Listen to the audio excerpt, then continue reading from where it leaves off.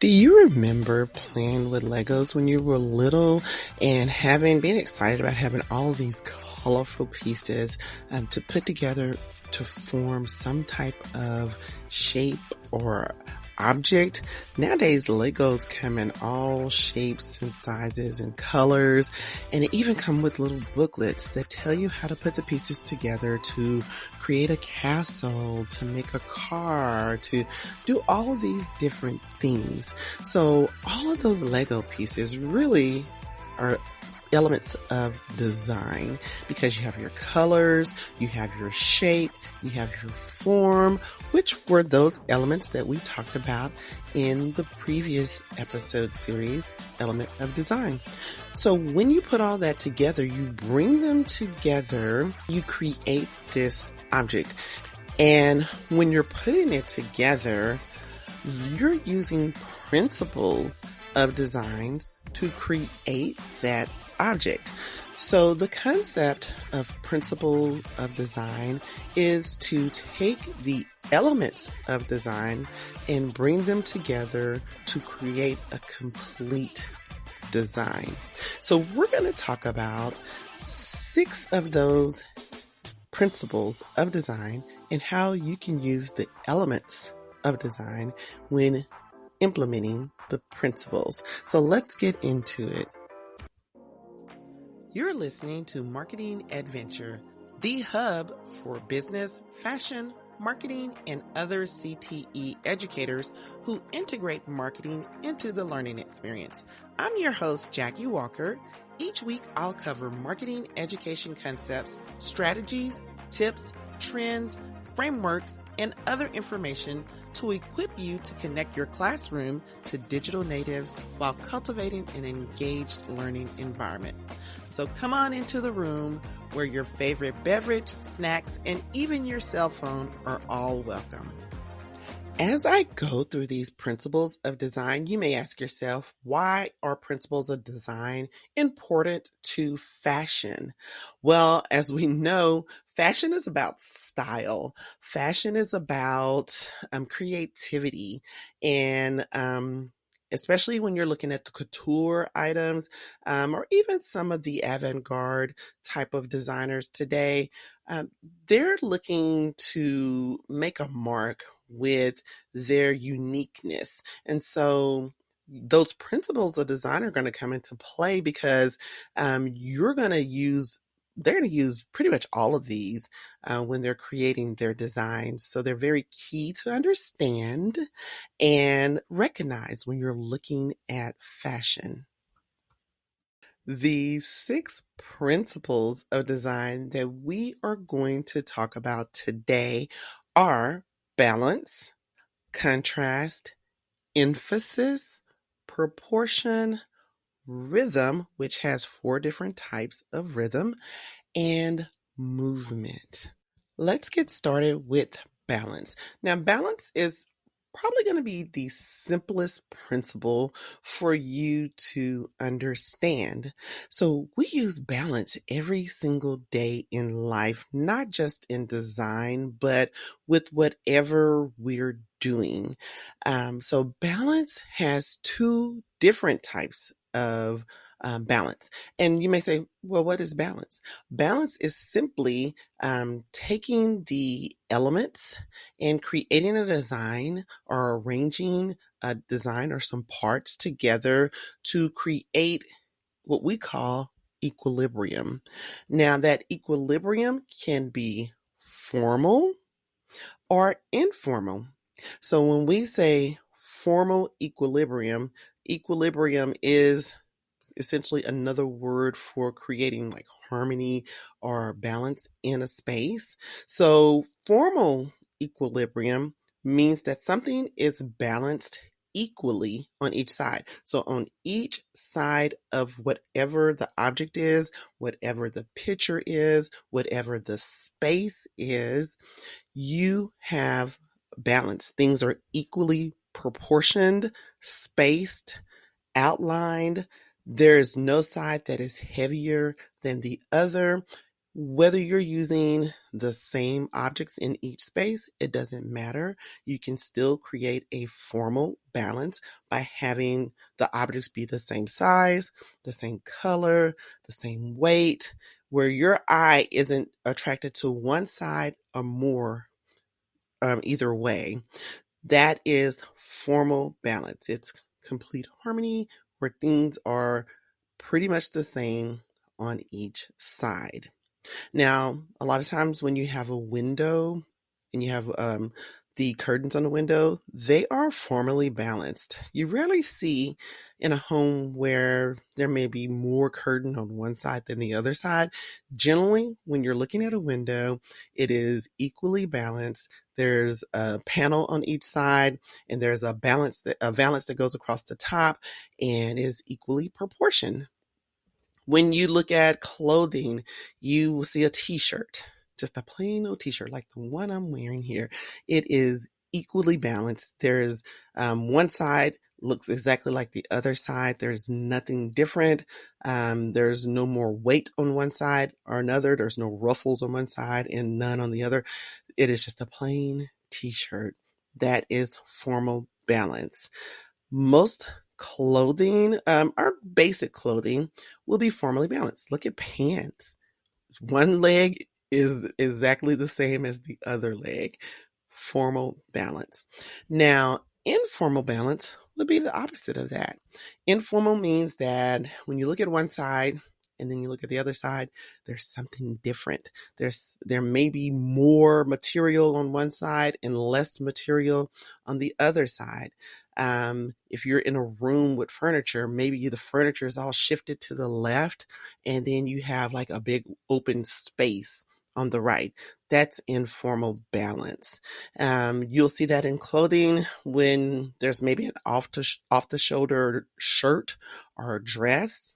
That creates that informal balance because there's no shoulder or material on the shoulder, let's say on the left hand side. And then on the right hand side, you have this puffed up sleeve or ruffles on the going around the neckline or whatever. And it creates that informal balance because there's more on the right than there is on the left. So that is what we talk about when we talk about balance. You'll see that a lot in women formal dresses because of the ruffles, because of the puffiness, or because of a bow that may be positioned on one side of the body, but the other side of the body doesn't have that same design or structural integrity. So you can create informal balance in clothing. You can create informal balance in interior design. You can create it in any kind of design that you do, architecturally or anything. So balance, again, formal balance is things are equally proportioned on each side. And informal balance is when things are not equally proportioned on each side. The next principle that I'm going to talk about is emphasis. Now, when you think about the word emphasis, it means that there is intentional attention given to something. And that same thing applies when you're talking about fashion, when you're talking about the principle of design being used in fashion. The way that you can think about this is, again, attention being brought to a particular area. And the way that we do that in fashion can be like when we gather the fabric up together to create a particular look, or when you use a belt around a waist to cinch it. Maybe the garment itself is a loose garment, like just a sheath type of a dress that's loose and oversized, but you put that belt on there and you cinch it, and it brings emphasis to the waistline. You can also bring emphasis to something with color or texture. You can use any of the elements of design to bring emphasis to something in a fashion design. So color can be used because you maybe want to emphasize a certain part of the outfit.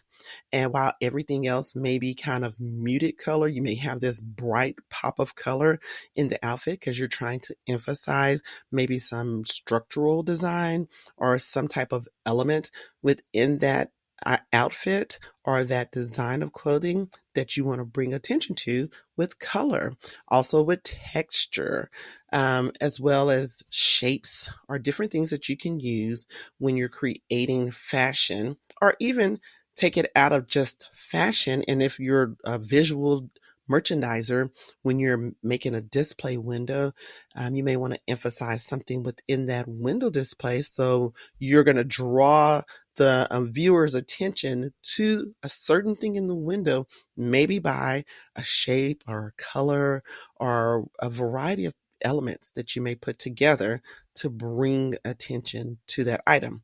So emphasis is a focal point that can be used to draw attention away from something or to keep attention on something.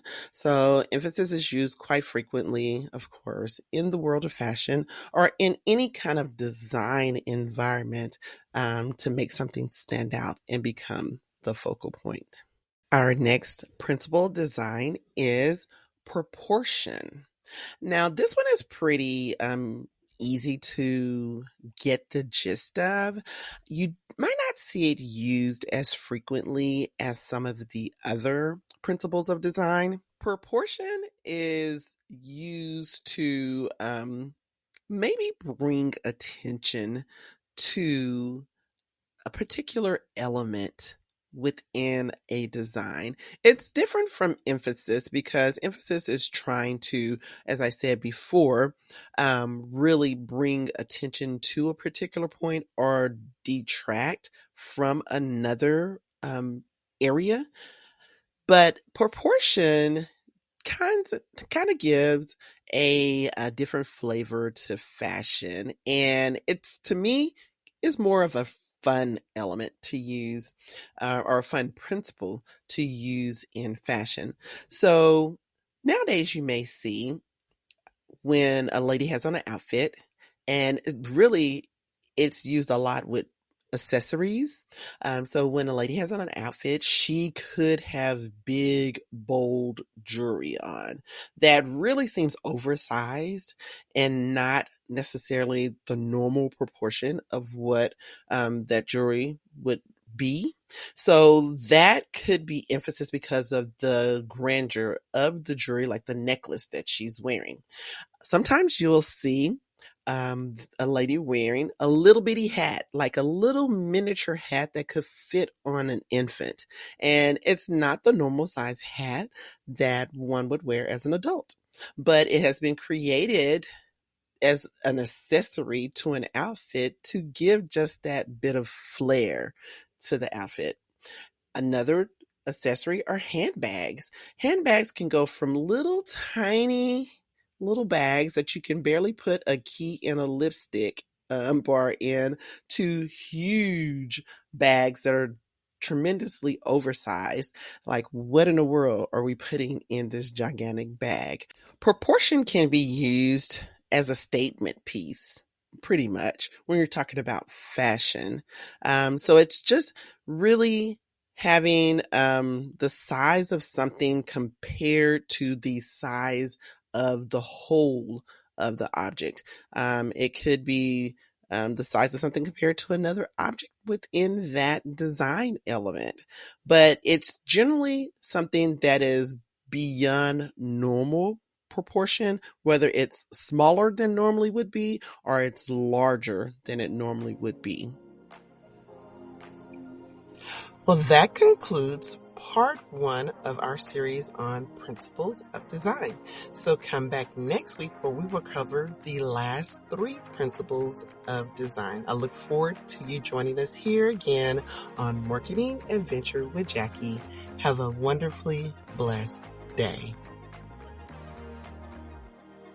Thanks for listening to Marketing Adventure. Remember to subscribe, rate, review, and share this episode with someone you think will benefit from the information shared here today. If you have any questions or want to connect with me, find me on Instagram at Marketing Adventure. All links and resources discussed in this episode can be found in the show notes at marketingadventure.com.